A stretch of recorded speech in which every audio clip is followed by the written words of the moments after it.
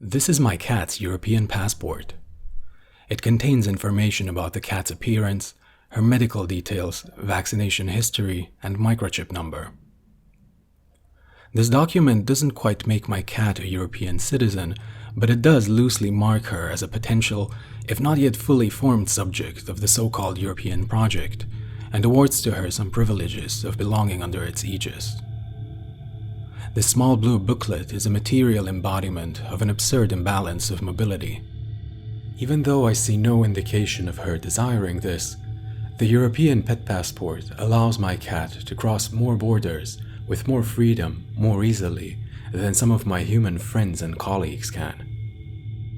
The pet passport is familiar and recognizable by the texture of its cover pages and its shape, but there are some meaningful differences that distinguish it from its human counterpart. Unlike my own, my cat's passport has no photograph. A photograph is optional, to dimensions unspecified, and there are no regulations regarding its formal appearance.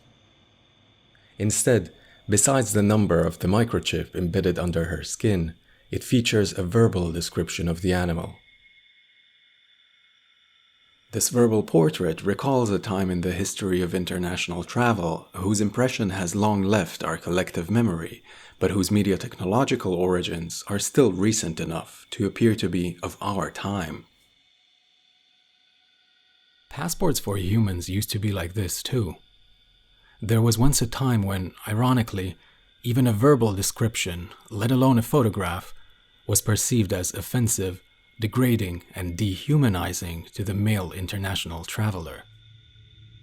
The practice of including compulsory photographic records of humans in their travel documents started during the First World War.